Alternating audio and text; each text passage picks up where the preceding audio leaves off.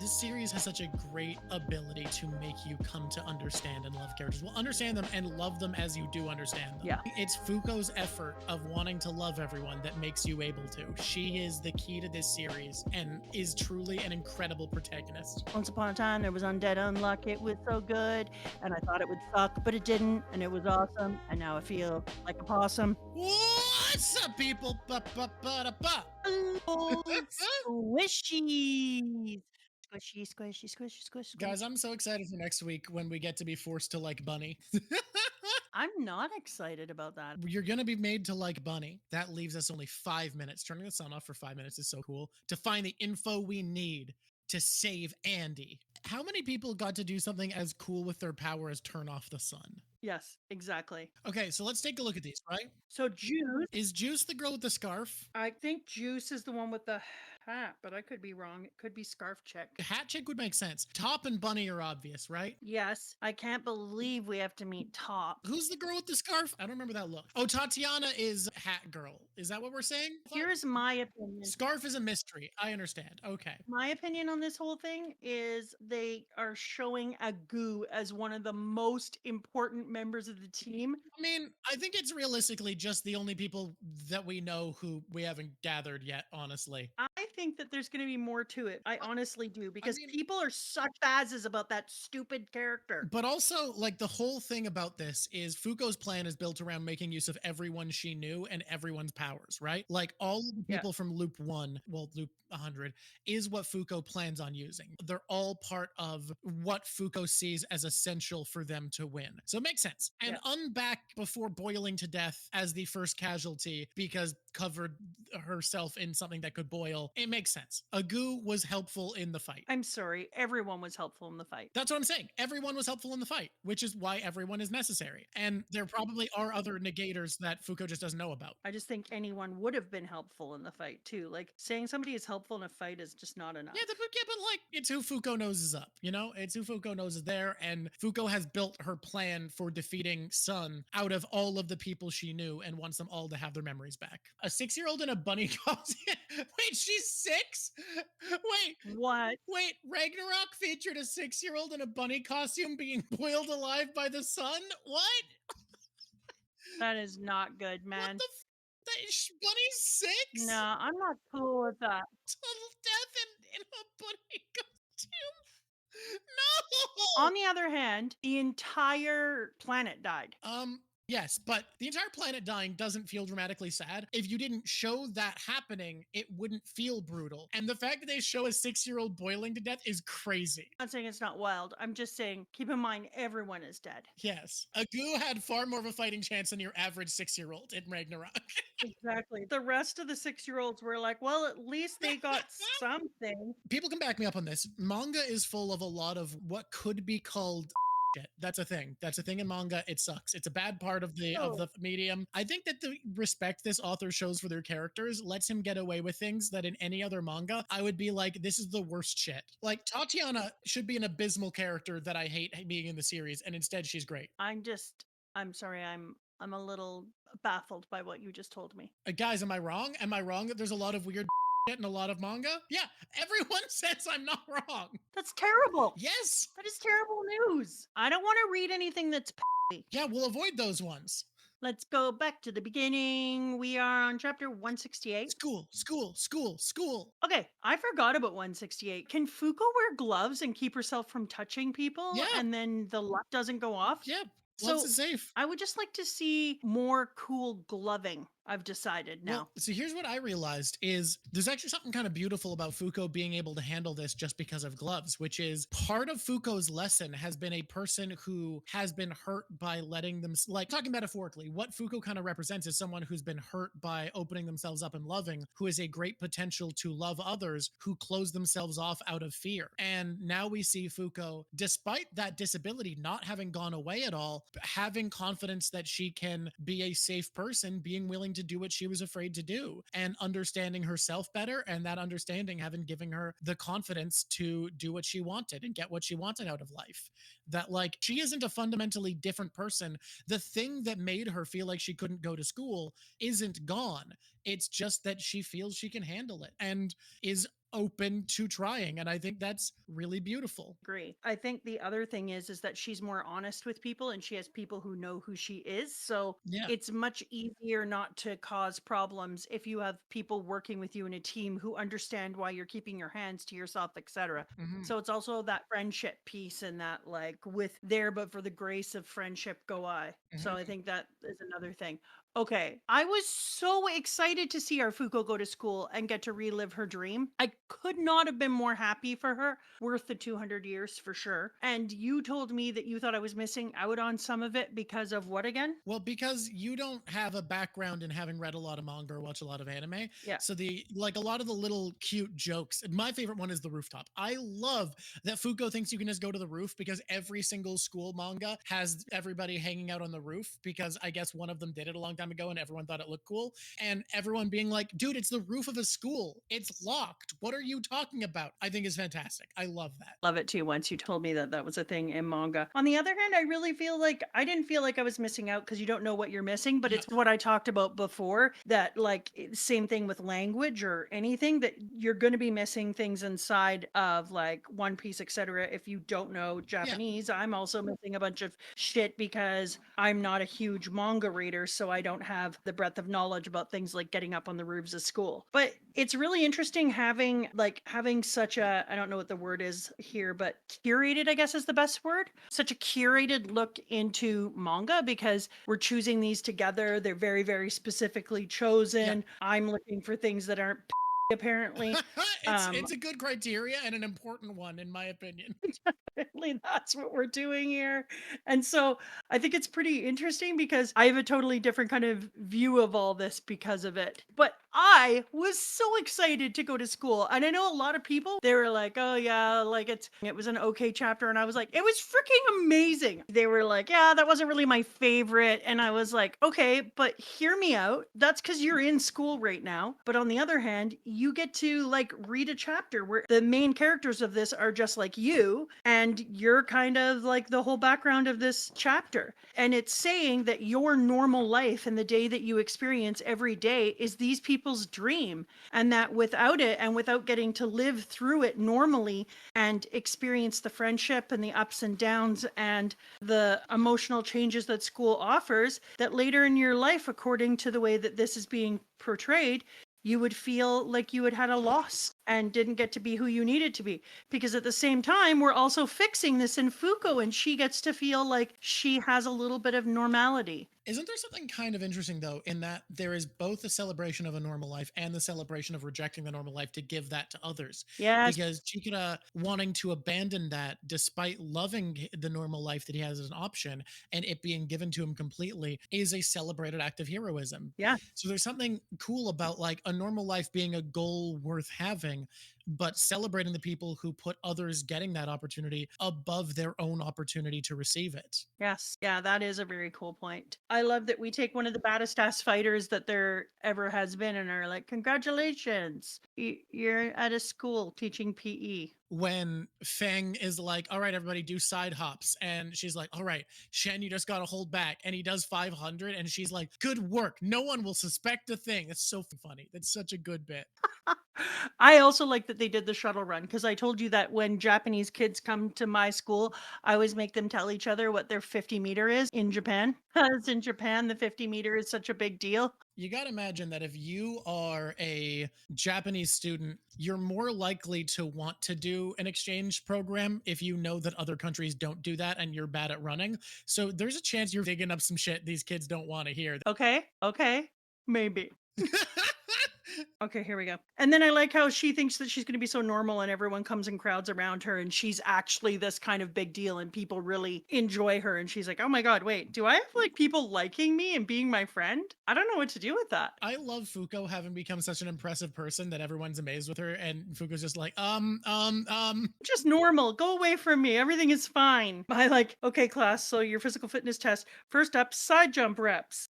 I'm sorry. Every time I look back on that, and then then I watch Fuuko and she's just a blur. And all the other ones are like, seriously, are you freaking kidding me right now? They're all the other people in the same class. I just love it. I also like, why is Fuuko the one who, what did they say? Why is the reason Fuuko had to be the one that stopped the bus? I think it's because Sean didn't have enough affection for Shen for the power to work. Like, didn't see him as a friend. It was Feng was the other option that he didn't see as a friend. Sean didn't see him as a friend. All right. Yeah, okay. I'll allow that. Like, that makes sense, right? Who likes Feng? You. No, I explicitly don't. We've been over this. No, I know you don't. But so many other people do. So things are going to happen because people are out here being like, put Look, some respect on his name. People love bad characters who I shouldn't care about all the time. I'll be honest though, this is a series about coming to love everyone, so it makes sense that I would come to love him. But also, you know what? One guy can get left behind. We can leave one soldier behind. If we're going to leave one soldier behind, why not leave that rabbit kid? A ghoul? A girl? Hey, hot take. I kind of like Bunny more than Fang. Oh, what? Yeah, of course we care about Void. I don't know, man. I only want to say a couple of other things about the high school before we move out of school. Yeah, the middle arc here, we can agree, is the most like intense one that's probably going to attract the most of our attention, right? Yeah, but can we just like remember that there was another part to doing this, right? Yeah. So one of the things that happens in high school is that you make some pretty intense friendships because you see the people every day. Yeah. You have to hang out in interesting situations. You're constantly testing for things, blah, blah, blah. Yeah. It creates intense friendships and it also allows you to see the diverse abilities of the people within your friendship groups. High school allows for a really, really cool relationship building arc. By taking all of the different people who are in the relationships and putting them in here, being in union is one thing, but you're going to see each other in a very specific way. This let them bond in that deep place quicker.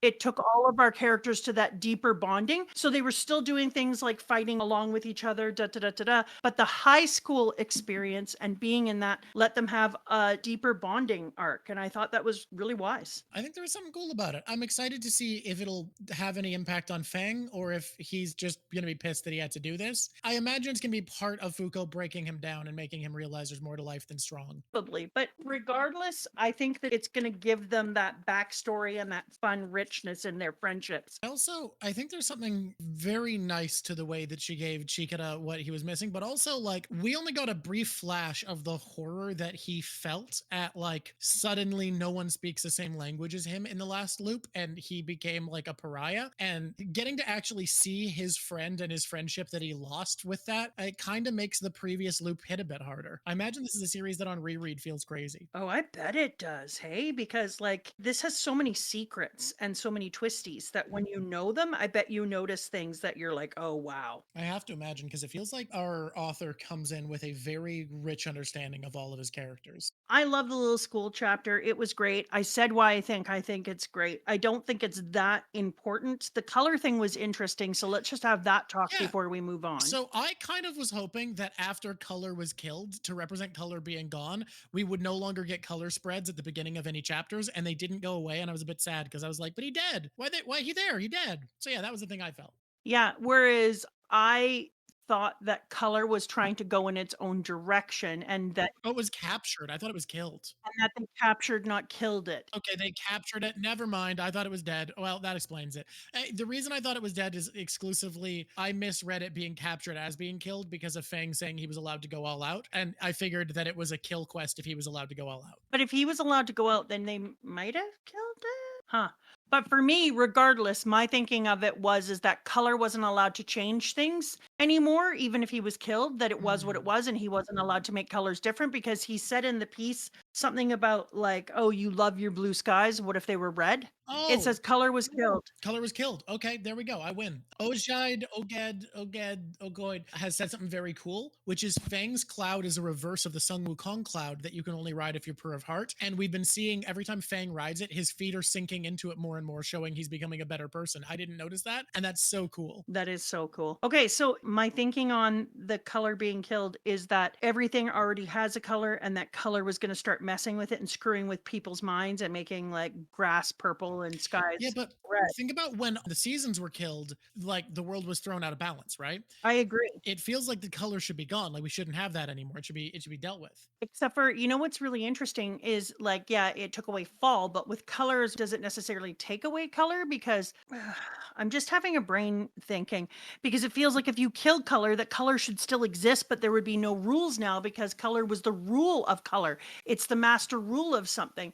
So it feels like if you get rid of the master rule of a thing, that then there should be no rhyme or reason to color anymore, and that it could do whatever the hell it wanted. And now the skies could turn red and orange and purple and pink, whereas before they were always blue because there was a rule for it. But insects went away when insect died. I mean, slice didn't go away, but we were pretty. Master rules don't go away. Like they get sucked back down into Yeah, the master but I don't rule think area. color could be because we saw all the master rule slots filled. Like we saw them slotted in their seats, filled. We know what all the master rules were. So I think color should be gone. There's only so many seats. Yeah. There's 100 master rules, Red Potato is 100 saying, but there's only so many seats around the table. It's just like above ground. Not everyone is going to get to sit. There'll be too many people for the Okay. seat. Okay. So there are. I thought the master rules were only the ones who had a seat at the table. Yeah, no, because he goes blue skies, then allow me to make those blue skies red. So it's interesting. So I think that by killing or getting rid of color and having him be a master rule, color still exists, but he's no longer allowed to F with it.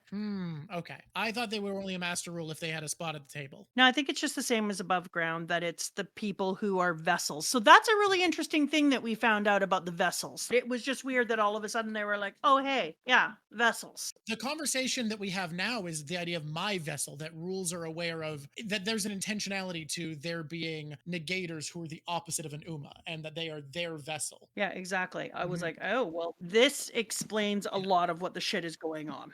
All right. Okay, let's get into the next area. Let's get out of school. Do you want to graduate? Yeah, let's graduate. Oh, we didn't. Wait, never mind. We left instead with our magical friends on a cloud. That's okay. Let's go to country where there is hospital. No, wait, I don't want to graduate yet. Oh, okay. What are we doing instead? I want to go to the part where we go to the table and he goes, make that 16-year skip, you bastards. Quit using the quests like a time machine. 16 years skipped. But was it wise to do that? There may be negators you missed by warping too far forward in time. Don't worry, there aren't, I guarantee. It showed that theoretically, dude should have been pissed at Fuuko.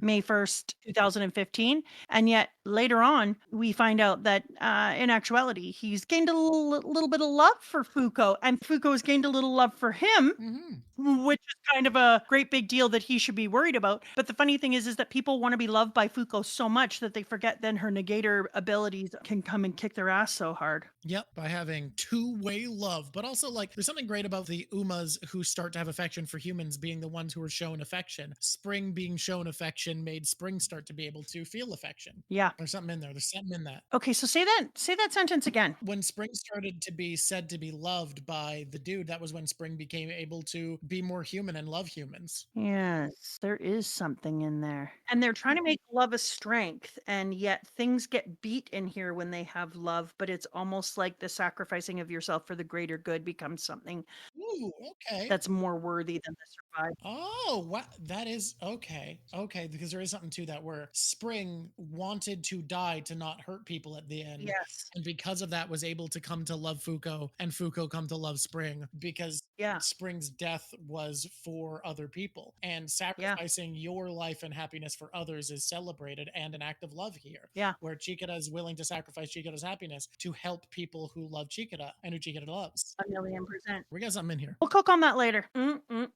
Okay. I thought Latla was mid when maybe even less than mid, if I'm going to be honest. Oh, I loved Latla in the last loop. I know you did, but you have a thing for problematic. What are we talking about?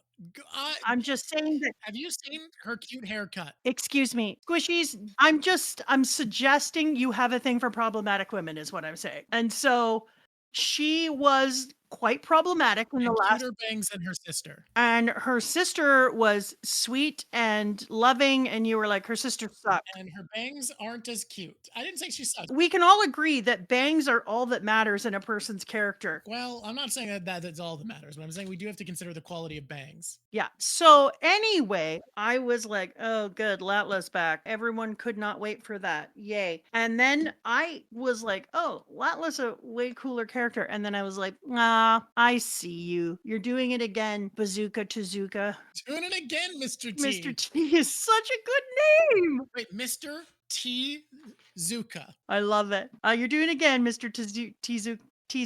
You're rocking out a character that I really gave two shits about. I'm calling him Mr. T though. And you're making me actually care. So in the end, I kind of cared about her in the way that watching how much she loved Rip and was denied his love. And it was the same thing as Spring. The way Spring gave up the things that he loved the most in order to show love the most. And it was the same with her because she loved Rip, but was like, well, I can't because Rip is for my sister. Mhm. So in this one, getting to see how she loves Rip all along was kind of amazing to get to see her on this side before she fully admits to herself how much love she has for Rip and how much she wishes she didn't, because there are rules that you do not cross, and one of them is that you can't have more than one partner. Yeah, I noticed something interesting, and I called you to talk about this, that when the wedding day comes, you immediately know what's going to happen because people start saying, I mean, maybe I do because polyamory bias, but you start to know what's going to happen immediately. You see people say, who is he going to choose? Yeah. He has to choose one of them. He is supposed to. There is no way he can't. They're saying all this stuff. And you come to a point where you realize reading the series that it is a series about breaking rules. And because of that, every time someone says something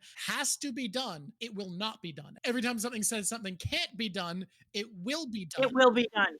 Yeah. And you kind of learn that passively and you don't think about how cool that is. But when you say that out loud for the first time, it's really easy to suddenly be like shocked at how impressive that is from a writing perspective to consistently have this be a series about negating rules Over and over and over whenever again. whenever anything is an assumption, whenever there's a you have to do it this way, this has to be the way it is, rules are made to be broken exactly, that rule that will be broken. And that's so cool to have come up consistently over and over. I love that. I'm looking at the prefix un because that's what this entire thing is actually about. Yeah. Is un. And so every time we're like, it has to be this, the author is like, un this. And you're like, are you kidding me? But Mr. T sticks to it in kind of like a giant way. He means it for everything. Okay, so it is Old English used to negate a prefix. Not or opposite of comes from the Proto-Germanic un. It also means not, can be traced further to Pro-Indo-European roots, which it means negate or reverse the meaning.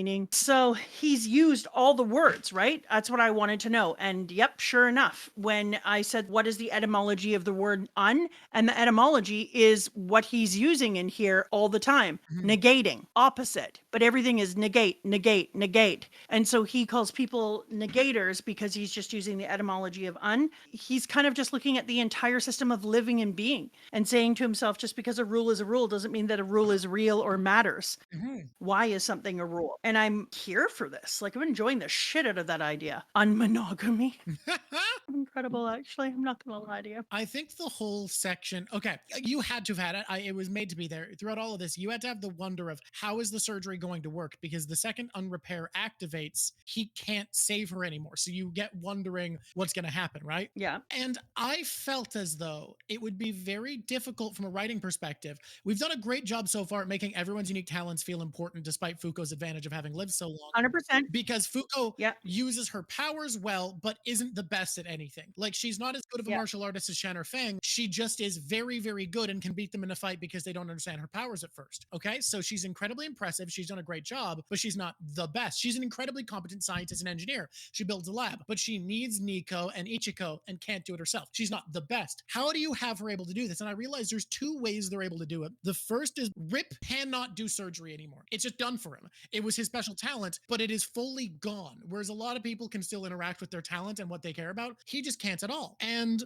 Fuuko has to fill in. And the way they make it okay that this is the one thing she's just as good is he goes, how can you be this good? It took me 10 years. And she's like, guess that shows what natural aptitude does, because it took me 100 years to get this good. It was so important for her to fulfill her promise that she had to spend literally 10 times as long to reach his level of talent so that she could deliver on a promise. And she spent over half her training time just learning how to fulfill this one promise, because he, unlike a lot of these people, there was no way that she could create a situation where he could still deliver on what he wanted to himself. Exactly. There's even some more incredible things in here, like how often Mr. T makes this piece so that the people who are going to get a talent in areas like Unburn, who cooks Yep. for a goddamn living. And burning is kind of a big deal for cooks. They don't like doing it. And Unrepair, they start off as the thing that is their passion and is the most important to them, is the thing that they're now not going to be able to do because of this. And Fuuko found a way and said, yeah, we had him create your food. It was your recipe, your idea, your thing. And this person would cook it for us because you can't. And same thing here. Fuuko was like, well, I couldn't find anyone else to be able to do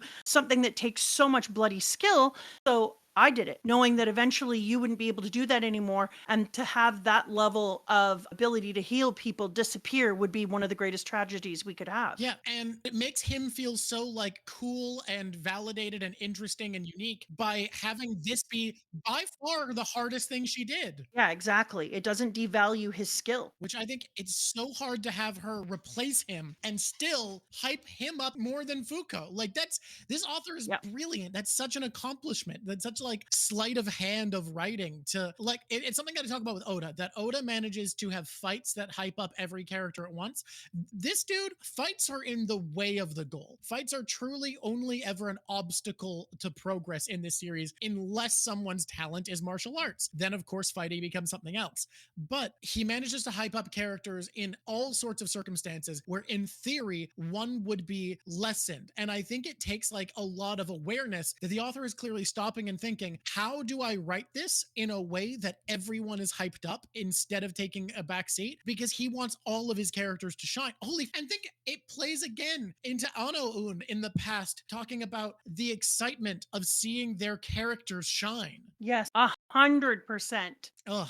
Oh, that's good. This is brilliant. Oh, that's good. Oh, my cast of heroes, exactly. Previously, we were going to read an extra 10 chapters. I'm glad we didn't. I've been so busy. It was so nice to take it easy. You know what else? Reading this few chapters was kind of delicious in that I really felt like I could just lean into them. Yeah, I really enjoyed it. It felt very satisfying. It felt like a good amount. I'll also say, like, I did read ahead a little bit. I mean, yes, I know you always do. I want to read this part from earlier when we first start talking to Tatley. I think it's important. I'm just thinking about how he's a good man after all. That jerk Rip is. I mean, despite me looking just like my sister, he didn't try to make a pass at me, right?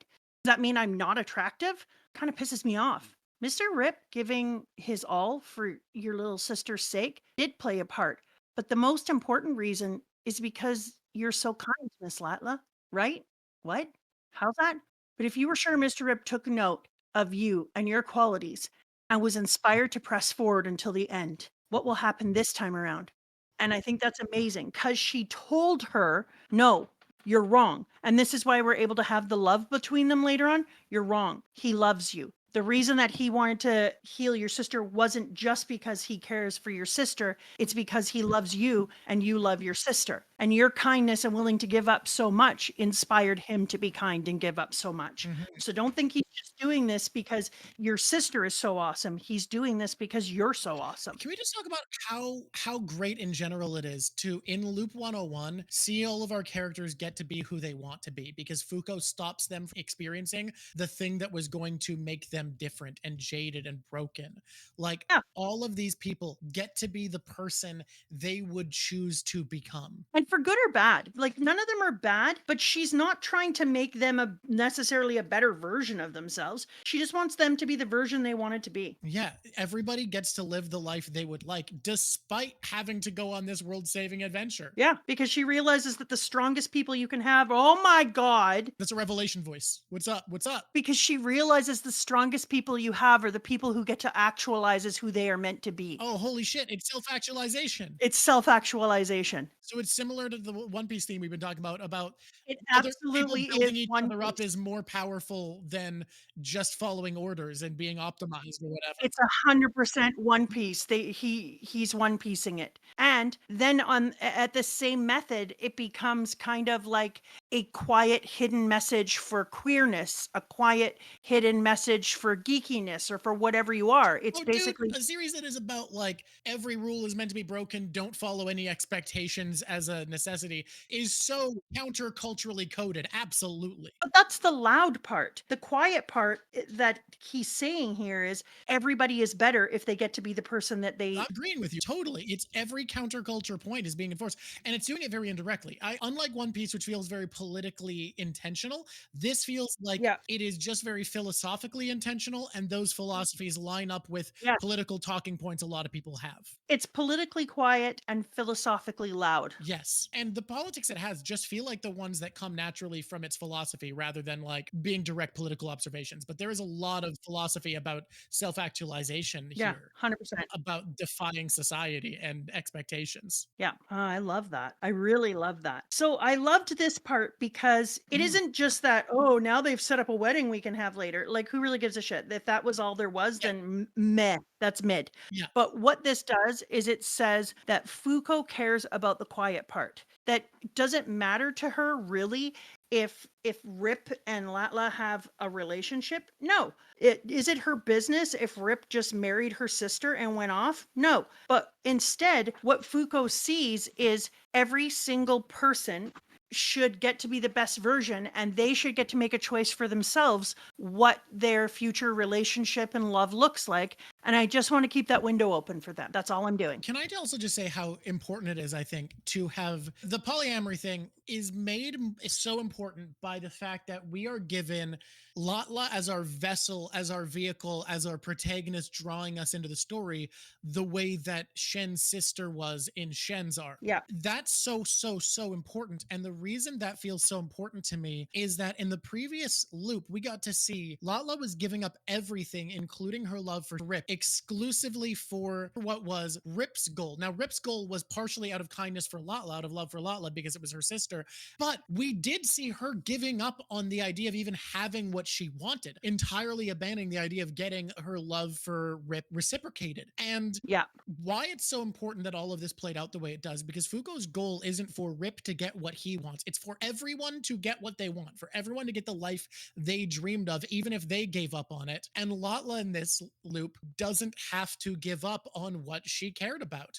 That's beautiful. I love that. Yeah, because it also reminds me of something that we said, like Ogiad up here. Is it Ogiad was talking about how loop in before up to loop 100, everyone has to suffer in order to gain powers. But in this one, it's about breaking that rule, and Fuko makes it so everyone can still have powers without suffering. And it reminds me of something that someone was talking about that we talked about last time a little bit. In that, lots of times they'll tell you that if you want to be an amazing artist, that artists are people who are also crazy and suffer from mental illness and burnout and da da da da da. And I remember listening to this artist who said, no, that's bullshit. That's a narrative they want you to have so that they can say that to be an artist is almost not worth it because you're going to have to give up part of your sanity. And that's bullshit. You can be an artist and be perfectly happy and sane and have a balanced life. Fuko is like, I think what's really important is that mentally healthy people are people that can help others better. So all of us need to be able to remember things like love matter, things like destiny, fulfilling your goal. All of that matters. And so I want this person to cook the greatest thing and be able to bring it to their mom.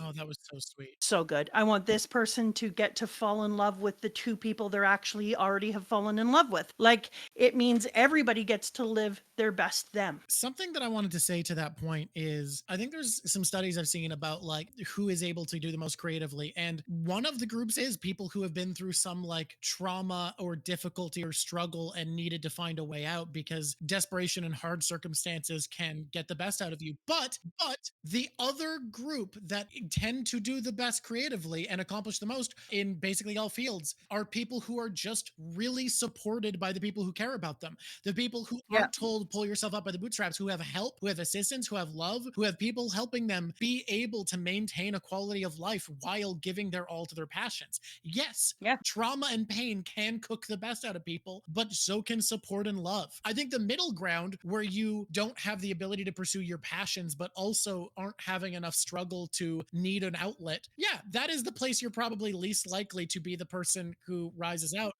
But I think you end up with a lot more damage from doing it from trauma and a lot more chance of failure than if you make it out by the support of the people who love you. I think the middle ground are people saying you can't be an artist or you can't be or this Generally, yeah. because you're not going to live the great life that you should live. So you should become all these other things whose things are more common pathways. That's the route in which you lose your creativity. But the only reason that you're great if you went through trauma is because coming out on your own and making it, oh, you have to delete some of your art. Coming out on your own and making it means that you literally had to go through hell in a handbasket to get yourself out. So you built skills that normal people don't generally need. But those skills can also be built in a way if you are loved a ton. And this is what Foucault has realized, that if you're a person who's loved, you have the time and energy not to worry about your mental health or battle with anxiety. Instead, you can put that shit towards doing cool things.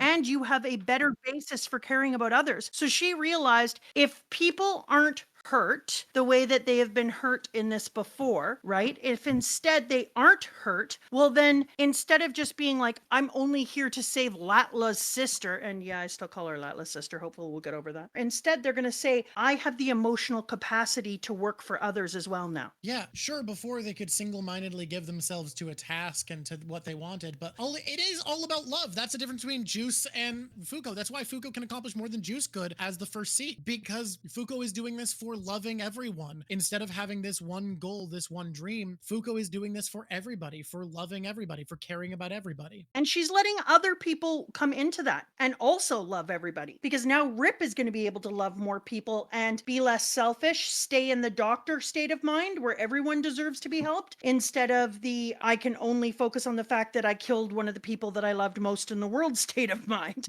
where he no longer gives a shit about helping everyone else. And we see him be this incredibly kind person in this world where he didn't have to go through that, where he doesn't have to make up for being a killer, where he just has a love for people around him and wants them all to benefit. And we see Layla being a kind of person that she's like, yeah, go save everyone else. I'm glad you stopped my hemorrhaging. Go help. Yeah. And I think it's amazing that they're doing that. What a gift to give to people, where they're saying, oh, no, because think about how many kids are not treated well by their parents and grow up thinking that you have to prove your love and earn your love every day, that the parents make them feel like the only way you should get love is if you earn that shit from me. And then this manga is like, no. Sometimes if you've been hurt and injured and traumatized, yeah, that's how love can feel. But if somebody really cared about you, they'd want you not to experience that. And they would be here for you, not them. And they would want you to feel good about yourself. So it kind of undoes some myths of love, which is so good. That's really necessary for a series where the whole concept is love, and love for your characters, love for your story, love for your fellow person, love for an average life that others might find unremarkable, but that you find joy in. Ooh, yeah, Rave. It undoes the trauma. Dude, this is such a crazy series. The idea of a series building up all these traumatic backstories and pain and everything, and Get rid of them. getting rid of them, making it someone's mission in life to save all of these lovable characters. And it's also just so different to One Piece, where we got used to a series, and this is not to hate on One Piece, but we were dealing with a series where so much of the concept was making these hateable villains that Oda could so expertly create out of nowhere. It was such a thing that we created the least favorite character part of the segment, and then realized so quickly that this series doesn't want a least favorite character. This series wants us to love everyone. Don't have least favorite characters other than, that rabbit, because how? They're all meant to be loved. They're good people doing their best, and we're supposed to love them all. So yeah. Oh, it's so beautiful. Before we move on, Rip in this arc so much hotter than past Rip. What I'm hearing is you don't like the edgy boy vibe. It was whatever. This Rip loves children, walks around all hot, gets on that frickin' horse and is like, I'm on a horse, baby. And everyone is like, oh, Rip, you're so good. And then this Rip is forthright and caring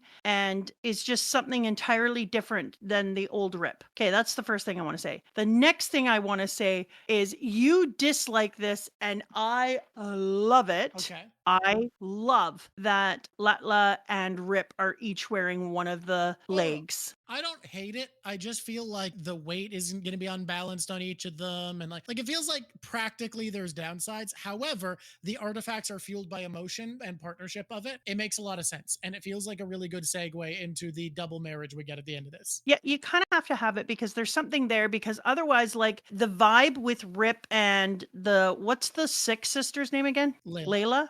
She's just not as cool, I'm not gonna lie. She hasn't gotten a chance to do much. She was dying all of the time you got to know her. I mean, I'm gonna give you the point she was dying. We'll see how she can do when she's not dying. Like, I love me some Latla, and I feel like Layla really just hasn't been the thing yet. But your point about her dying the whole time, all right. Something holding her back, almost like she couldn't do much. Was it death? Yeah, it was that she was dying, yes. But now she's undying.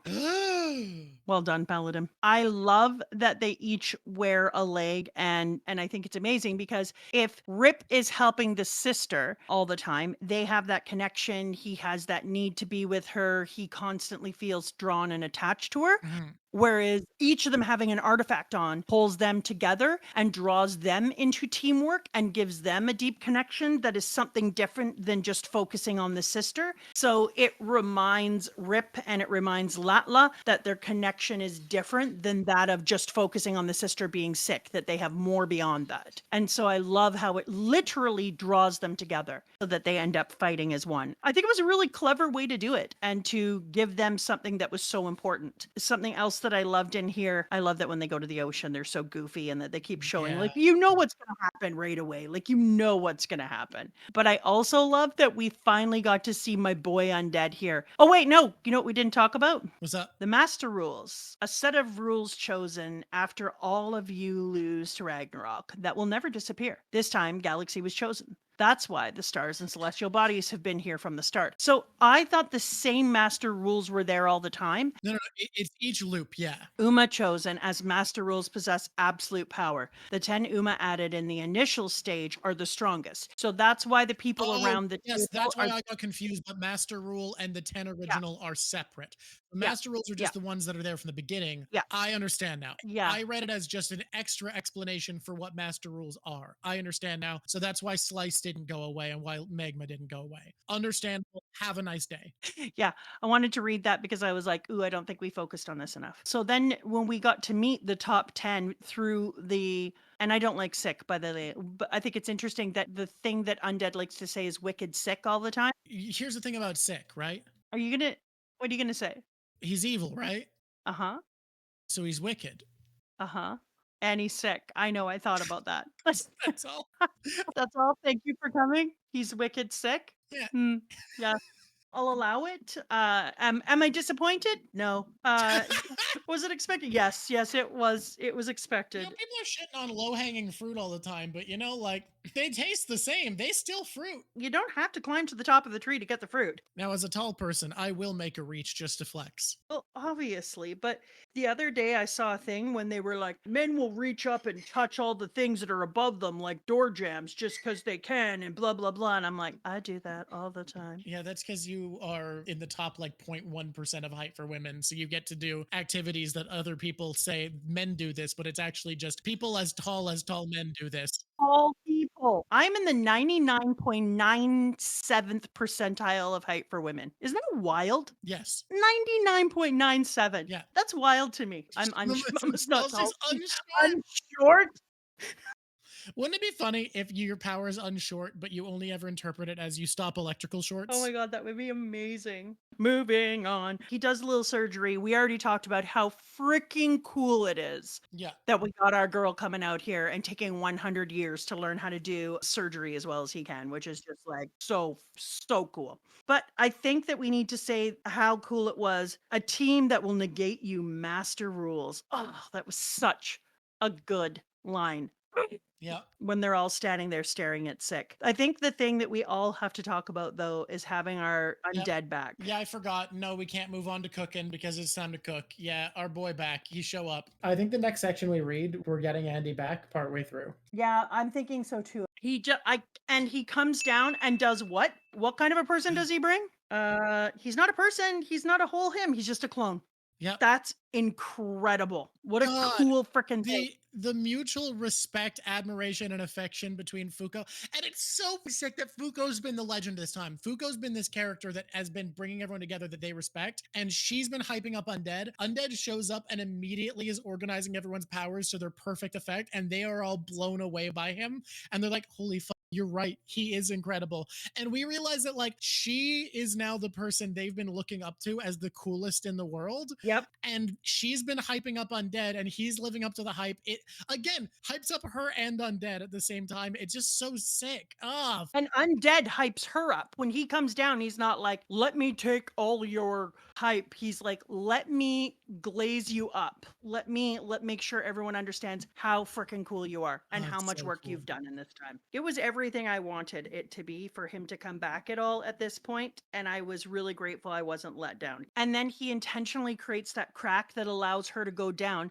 And any normal person, when they saw that crack, would be like, oh, look, there's something down there. You know what's a good idea? Not going in it. Fuuko ain't a normal person. Fuuko just doing it. I can't wait to see what Untrust looks like in this thing around. I'm just putting that out there on the side. But because Latla's power, I didn't know what it was in the last one. Yeah. I didn't remember her having Untrust. Did she not even have it? We didn't get told what she had, but she was making all attacks miss. Yeah. And so, yeah, it makes sense, but we didn't know what it was. So I look forward to seeing the way that they use it, because that's what's so cool. The tacticians work going on here, and the thing that they popped off about Undead, saying how much he was an incredible tactician and was able to use the best of their abilities. Mm-hmm. I can't wait to see what it looks like to properly use her Untrust now. I'm excited to see what it looks like too. It's interesting that we're still having some of them not be known coming into 101. I also wonder if we're going to get any other negators, because there's got to be more than just the ones we know. But I wonder if we're going to get any on board, or if like the series is committed to it just enhancing our knowledge of the ones we already had, because it feels like that's the way we're going. I won't be mad if it is. It would just be kind of neat if we got more. Yeah,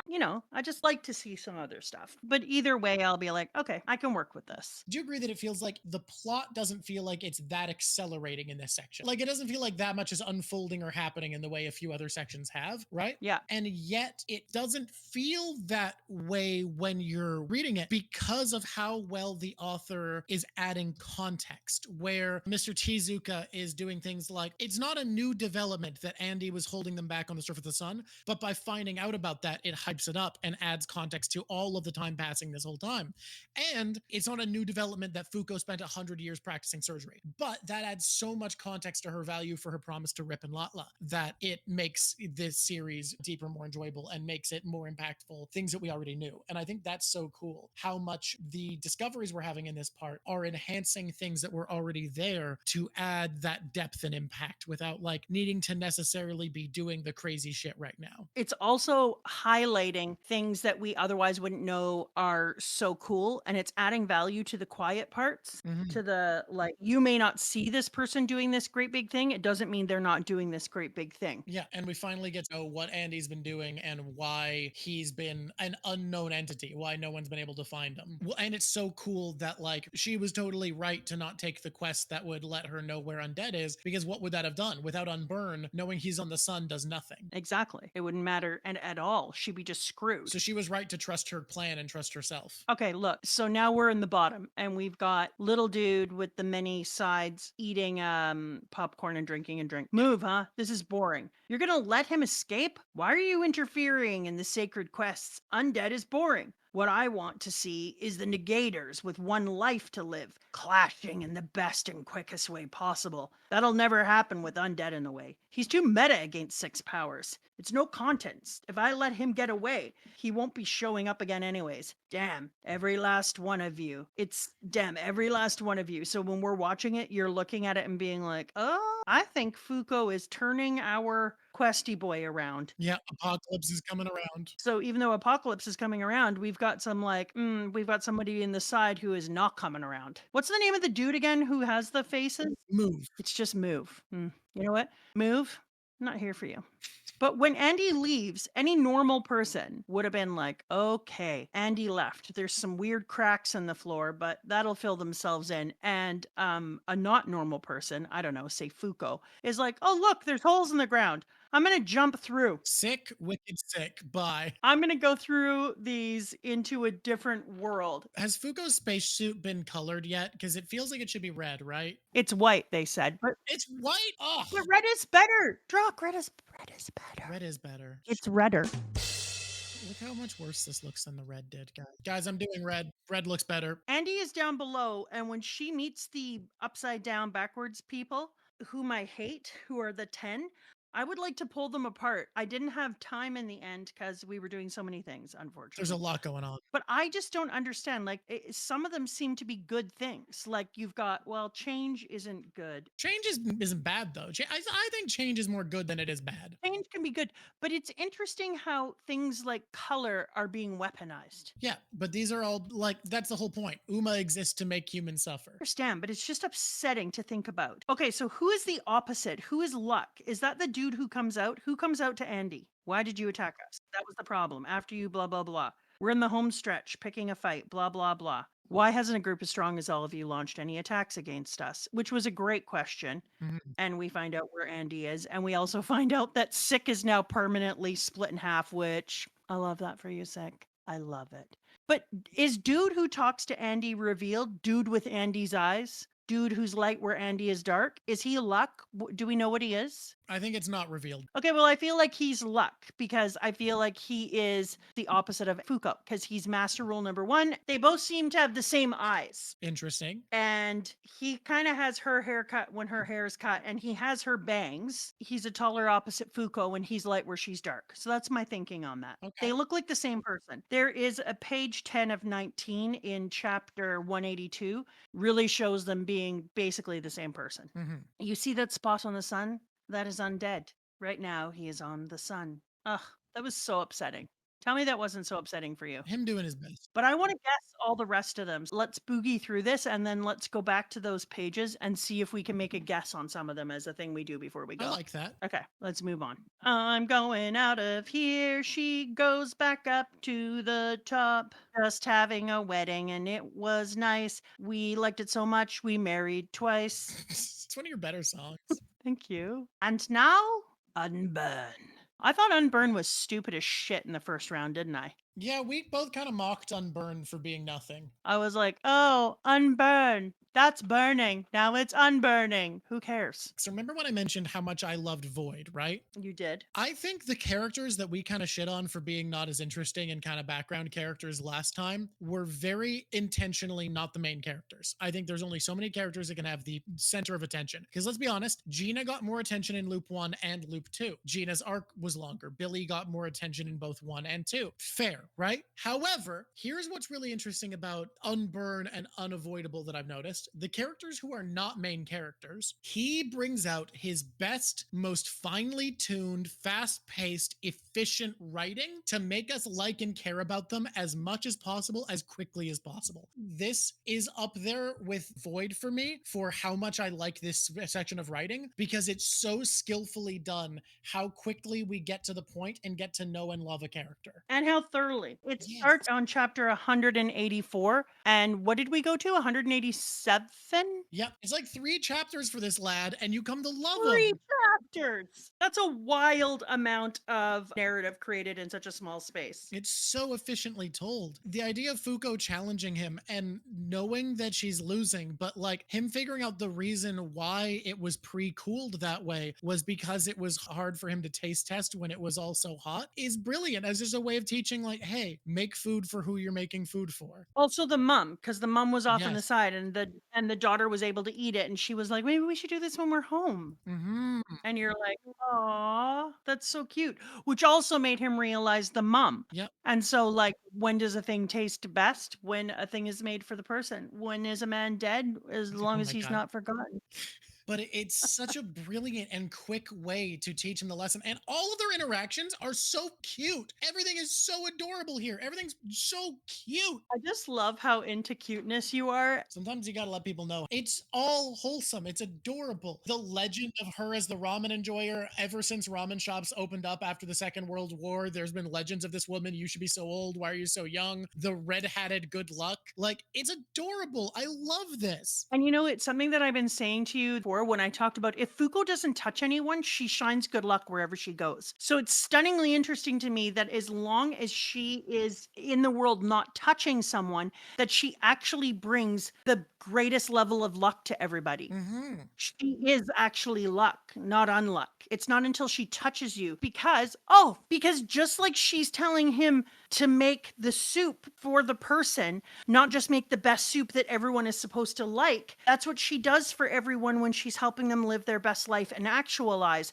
Is she stands back to let their life be the life they were meant to lead, not the life everyone else has to have. She gives the help that somebody needs, not the help she thinks they want or she'd want them to have. And she's running around everywhere giving people the type of luck they would need, like coming and trying a soup and having this legend of being a person who needs to be good enough for the red hat person to like your soup, and then they always have great luck from then on. She brings luck everywhere because her luck is tailored to the person, because that's what love is. Love is tailoring what the person needs, not what you think love is. I can't just love your father the way I think he should be loved. I have to love him the way he would want to be loved to show that I love him. I think that's a huge thing because this is what this thing is talking about, the uniqueness, the tailoring of love, the tailoring of taste, that each person is uniquely, individually Oh, important. God, and that ties in so well with how she's been acting. Everyone's been like, why are you challenging this person to a fight? Which she's done like 3 times now, including this.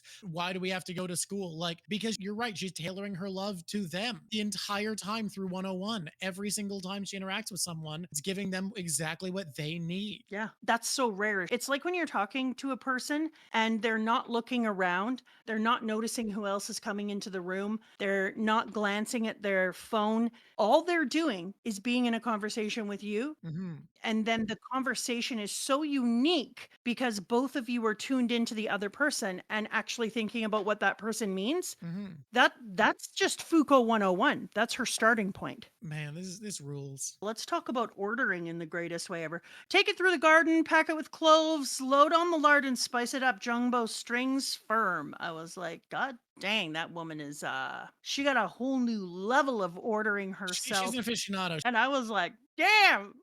I don't know why, but I loved that part.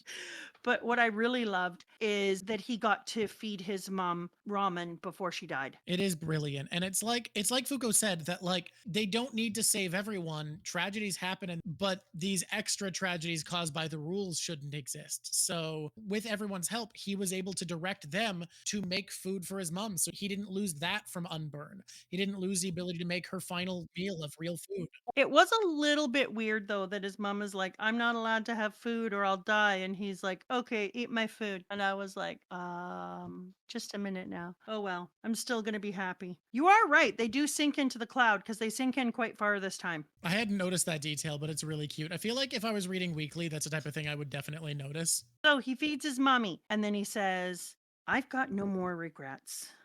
I would have never made it here in time without your help. I am in your debt, Fuko. And then he's like, hey, is there anything I can do for you? And she's like, well, now that you're mentioning it, I do have this one tiny little task where I'd like you to turn the sun off for a hot mo so we could all walk around it. I still have to say that the only way it makes sense that they can walk around on the sun is that they made sure Engine is really misinformed about how the sun works. It's just for 5 minutes, though. It's just for 5 minutes. It's just for 5 minutes, though, so should be good. Ugh, I'm so sad about him. I really am. And I like that once she gets up there, she can't help herself. She wraps her arms around the damn boy because that's her boy. You know, like that's her boy. What's she gonna do? She's gotta hug him. And then he has a very sad, undead, crispy boy smile. Aw, crispy boy. You're okay. You're gonna be okay. I was just checking out Chick with her hair. Who is she? Do we know who Chick with hair is? We know that's changed because she calls Gina her vessel. Right, my dumb. I know that. I know that. I love that change is made with DNA because DNA is the recipe for all change in building. Yeah. And so it makes sense that her hair would be DNA and that it's dark and light would make sense. I think it's a very, very cool idea and I see where he's coming from. But I also think it's interesting that Andy sees it and then he's like, oh, I'm going to make me some soul DNA and move myself down onto the earth. I feel like he's going to stay there to keep the rules in check because they said they were just coming here for information. So I think Andy telling them where to find the others is all they came there for. No, but also so that Andy knows that they have the ability to go up there and get him. But you can't just.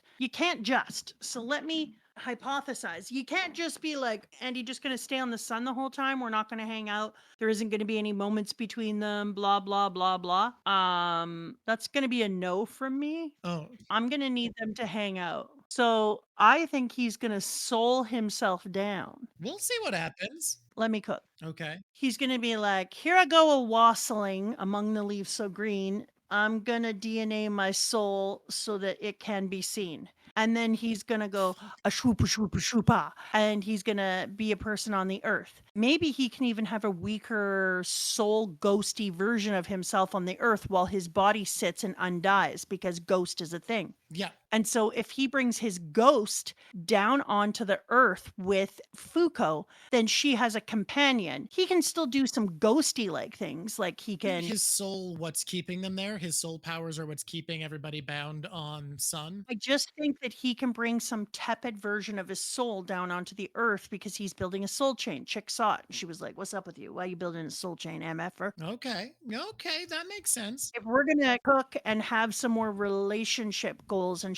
going on, the thing that they hyped up wasn't, oh, Andy's so strong. It was, oh, damn, that boy a tactician. Well, you can do that while you're a soul, right? So he's still going to be offering out sweet, sweet tactical moves and addicted to the sweet, sweet pipe of life. So he's going to be giving people tactical information, helping Fuuko to bounce ideas off of, noticing the strengths of people and how they can use them. Like, I really think his ghost being down on Earth is a decent compromise. Well, his body has to stay up there, and then Fuuko's going to have to find a way to save him. But is she? Because at the very end, isn't his dying the present? Then they're never. Can you touch ghosts? Because they're never. It worked before. Fuuko's power worked on Andy when she was a ghost. Okay, because otherwise they're never going to be intimate. And as a couple, I mean, that's kind of sad. I mean, if God dies, they get to just not have their powers, is their assumption, right? Yeah, you hope so, because otherwise he's gonna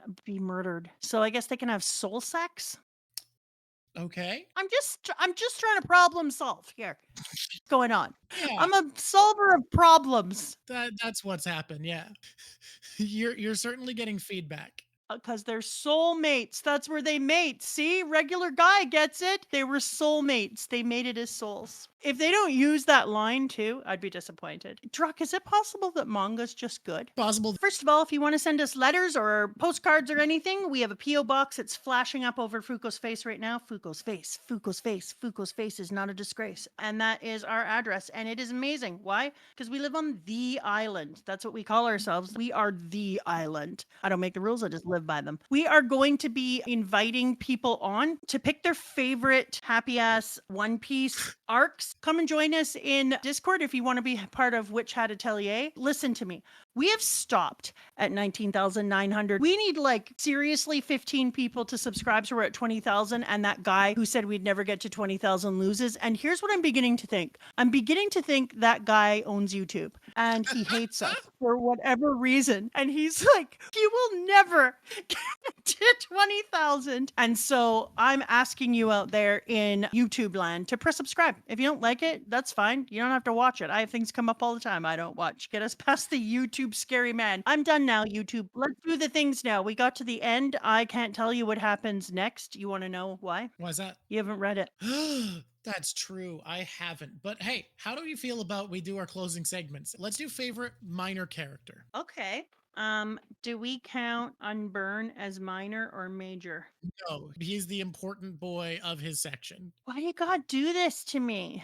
Leela's minor, right? Because she ain't nothing but a G thing. Layla is the focus of the arc. Layla's not minor. Yeah, she feels pretty minor. I'm picking Unburn's mom. That's a good one. That's a good choice of minor character. There's a moment that I think is very important. It's incredible, where everybody hops on a cloud that picks up the entire ramen shop and flies into the sky. And there's a guy sitting there who says, "What the fuck?" And that's my choice. Oh my God. I do like a what the fuck moment. Favorite minor character, 1000%. Mine would be that if I had remembered that moment, but mine is Unburn's mom. I think that's a good choice too. Fuuko and Andy get the S plus tier, right? Oh yeah, they get S plus tier. Yeah. My rule is if you are a person who goes to the sun, you get S plus tier. That's crazy.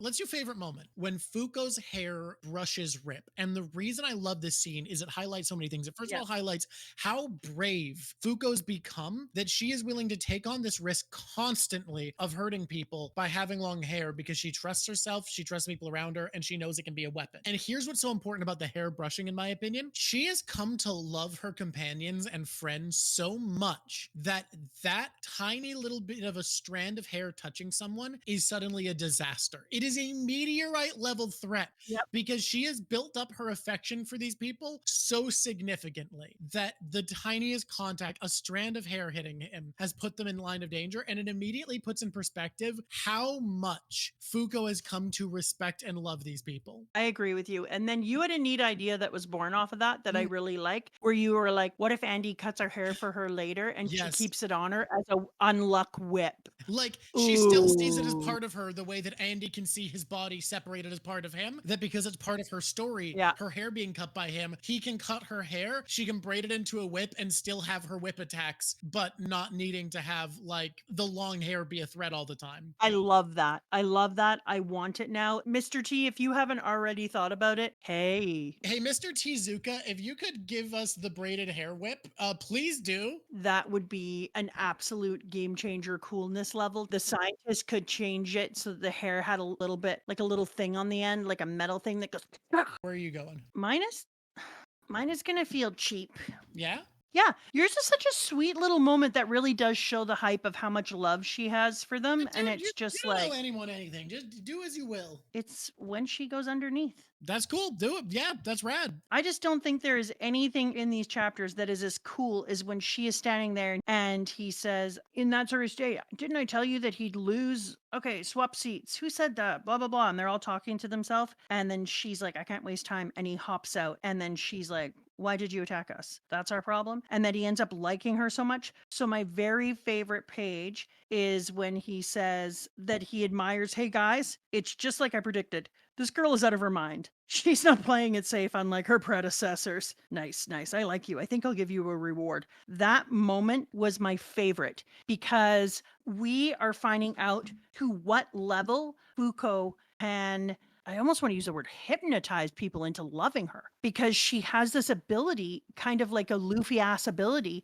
that when she meets somebody, she is so truly herself, but at the same time, her genuineness is still tailor-made to the person, that every damn person, including these underground original assholes, this person is like, I love her. She's awesome. I'm going to give you a reward. He's known her for just moments, and she was so truly herself that he's taken aback by her level of wildness that he ends up falling for her. And I don't mean in love, but he falls for the Fuuko trap. Oh, the way that everybody does. The way that every bloody person does. And I just am just like, damn, Fuuko, you could talk the stars out of the sky. Like, you really could.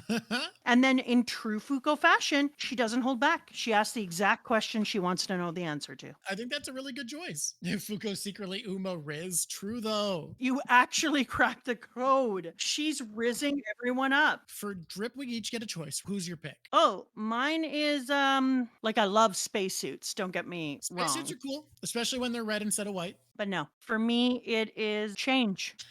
Change was up there for me. She kind of wicked. She kind of wicked sick. She kind of wicked sick. Engine was up there for me. Engine was a contender. Biker Lotla and her leather jacket is up there. Yeah, she's sweet. Dr. Rip. He's hot as hell. Yep. Gym teacher Fang honestly felt very appealing for some reason. True. And yes, I am picking the sisters in their wedding dresses. That is what I'm picking. So, like, literally filled with joy of you. Yeah, there's just too many good choices this time. I think that was really sweet of you. Top 5 characters? What I'm going to suggest is our first ever 3-way spot. Oh my God. Are you talking about our wedding people? I'm talking about our canon thruple. Hells yeah. I think they are the most compelling characters in this section. That's totally right. How far Rip has come. I did not like Rip. And now I really like Rip. All right, your turn. It's a hard call. We did just eat up 3 of the characters to get the most screen time, yes. But I'm going to say that my number 2 character... God, yeah, no, you've really eaten some characters. But don't they deserve to be together? I'm not saying they don't, and they really did do the thing. I'm going to go to Unmove. I think that he deserves number 2. I think that's so fair. I'm going to do a weird one. We're going to do number 4. That's not weird at all. I don't know if you've met me. That makes sense. For enjoyment I get out of a character. Number 4, Unmove's best friend. I know he doesn't do that much. Oh my God. But he added so much to this for some reason, because originally we get this very quick flashback with Chikara where we just see that he was sad when he couldn't talk to his friend anymore, that his friend was like, why are you making weird noises? But like seeing them have a real friendship and the real care they have for each other adds so much context to the pain that Chikara went through on the previous loop. And I think this is really meaningful to his character. He added a lot to me. I think he's worth a number 4. I agree. He's also way hotter than his friend. Yeah. What's the name of the dude with the long ponytail again? Shen. Shen is my honorable mention. Yeah, he didn't do that much, but he was very fun when he was in this. You know, you're not the one, but you don't always need to be the one. My number 5 Okay. is Unchange. Gina was here. She was helping. She was important. As far as like people that were interesting in this one, she was super funny when she was Also, here. she was the most important supporting character in the school arc. And then when, you know what? No, I'm going to take that away. What? I don't want to do that one. What? I need to do number 3. If you kept that way, you basically took away my choice because number 3 becomes incredibly obvious. Oh, who do you think number 3 should be then? Unburn. Okay, but number 5 should be something else. Is Gina the new Nami? Just getting kicked off the chart. Bye, Gina. Whoop. Don't change, Gina. Don't change. Okay, here we go. It needs to be Apocalypse. Ooh, explain thyself. Well, take a little look at all the different things that Apocalypse does, leading us into the ideas of the 100 unchanging rules, the 10 top, having that conversation later on with Move, the change in who Apocalypse is, which we didn't know that Apocalypse could change, which is kind of a game changer. And so, honestly, it can't be anything but Apocalypse. Number 3 is Unburned because it has to be. Anything else is a lie at this point. Obviously. I feel good with that. I feel really good about it. I think we made a good top 5. Let's go back to those pages and see if we can make a guess on some of them. I like that. 182. That's what we gotta do. 182. I'm going to say that the weird nun is piety or worship. Worship? Worship. No, wait. What? There's a thing coming off of her. Do we know what a goo is in the Back. Unback. Unback? Yeah, it's really dumb. I hate it. I hate Unback as a name. What the shit is unback? I don't. You can't go back. What does that even mean? I don't know what unback means. Everyone keeps complimenting it, being like, it's so broad, it's great. And I'm like, what is back? No. Is it? No. It is unback. No. Yes, that was revealed in Ragnarok. So the tiny person in this one is what? Front? Are they just front? Well, these don't need to be opposite to our people because Move is the opposite of Unmove and is a little dice guy, not one of these friends. Okay, but they are saying that it's their vessel. Yeah, but there are more union members than there are these guys. These 10 aren't necessarily the opposites of all of our dudes. Okay, so we got sick. We know about sick. Sick can suck it. Yeah, because we don't have unsick. We don't have unsick on our team. So no, yeah, they don't need to be opposites of our guys. Regardless, I think we have luck. You think luck is in there? Yeah, I think luck is the number 1 seat, unless it's juice. What is juice's thing again? Unjustice. Unjustice, so he could be justice. I like him being justice, kind of. Unhealthy isn't the opposite of sick. That's like they're friends. They're buddies. I think justice would be a good one. I think luck is a good one. Unback is the stupidest thing I've ever heard. Wait. What about undecrease? What's worse? Oh, my bad. Oh, shit. I forgot about undecrease. No, that's too hard for one person to decide. God dang it, I don't know now. Okay, I think the knight is. Why are we all dressed up in knights' costumes with a big ass sword? So what do we think we are when we're a knight? That would be justice, right? We're about chivalry, so I think it would be justice. Yeah. Yeah, yeah. If one of them was gonna be justice, the big guy who looks like Katana Man from Chainsaw Man and is smoking is interesting to think about. I'm gonna say he's break. Well, we have unbreak, destroy, undestroy. He could be the opposite of rip. Oh, so he could be ruin. Yeah, he could be ruin. Wait. Rip is repair, yeah. On repair. So no. So Yeah, but it repair could be. wouldn't make sense. He would be. I think he looks like he breaks stuff. He could be just break though. I could see him being break. Yeah, he could be break. He could be ruin because he could be the opposite of unruin, who we did meet previously. He could also creepily be law, I could see that. like the law of law. Uh huh. Is that a lizard? Is it a lizard king? That's like some lizard guy. That's lizard. He's Uma lizard. You mean the one on its crouchiness? Yeah, that's Uma lizard. No, because that's a fluffy tail, fluffy armbands, fluffy face. Lizard. Animal? Beast could make sense. Beast as a master rule would make sense. Beast as a master rule would make sense. What's the Capone dude? Yeah, she tax evasion. Oh, tax evasion. That's a good law. I am the negator untax evasion. Pay your taxes, damn it. Do you want to end up in Alcatraz? I didn't think so. I have no idea what a Capone guy could be. It looks like the nun has a little angel, so I'm going to call her worship. I think she's worship. Listen to me right now. Yeah. I think he's Decay, the big, tall, gross guy. His face is all rotting away and his eyeballs coming out. I think he's Decay. Oh, that could work. Oh, wait, but wasn't Spoil Decay? So I feel like he would be Ruin. Yeah, okay. Like, because Spoil kind of covers what Decay is about. All right, but look at him. He's falling apart. He's smoking. Smoke is coming out of his eyeball. He could be the rebirth of Slick, I guess, but dun dun dun dun dun dun dun dun dun dun. Yeah, and you think Suit Man is Luck.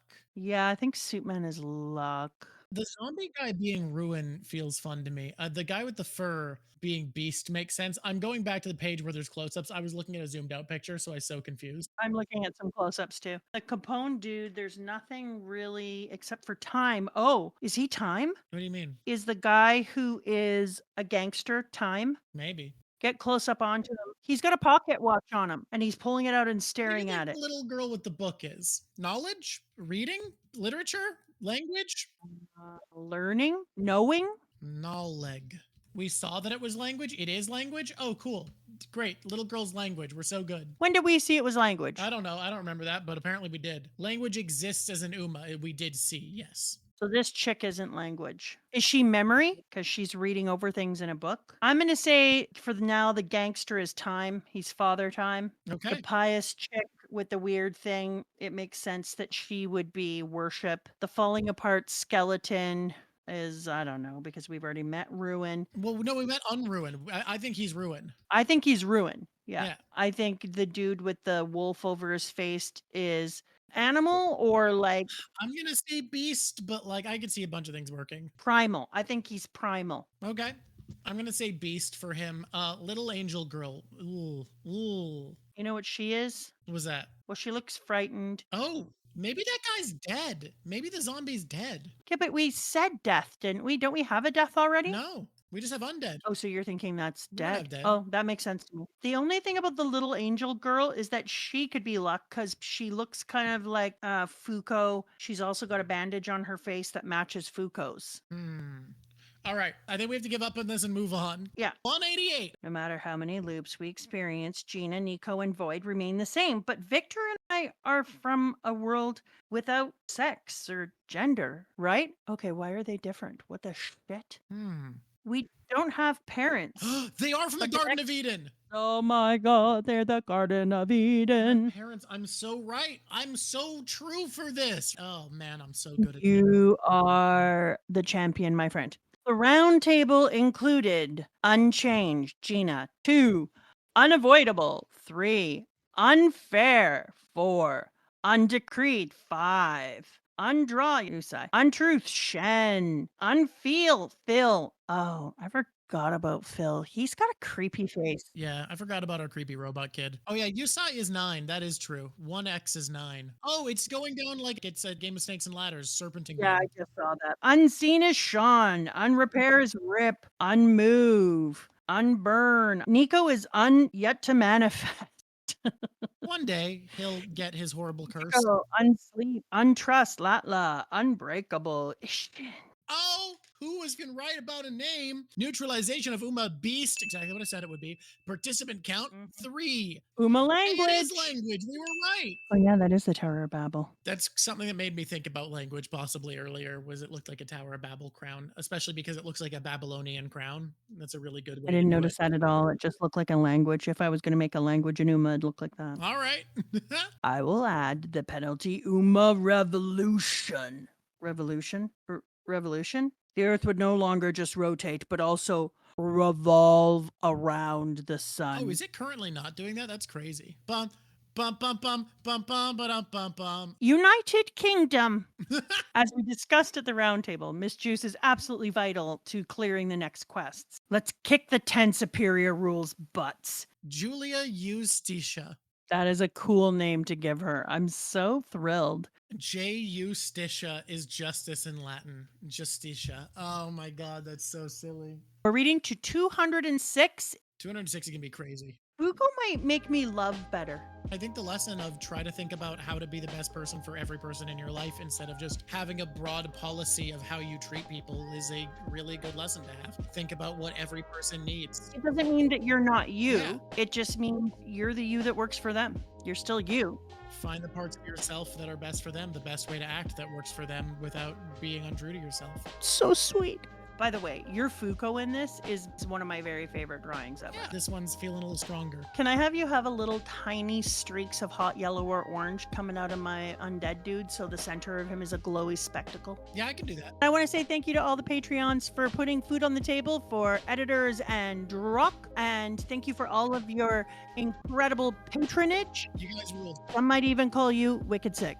If you're a Patreon member, please Yeah. send us stuff that you would like to read about this one or about One Piece. Okay, you were right. Tiny little spots of yellow have added so much to this and made it so much cooler looking. Oh, thank you for telling me I was right. I love hearing that. Thank you, Jordan Rudnick, for supporting. We should sign off. We should say goodbye to people. This is my favorite Undead Unluck artwork I've done so far. Until next time, I'm unhinged. I'm unfiltered. Squish on, It's squishies. been lovely talking to you.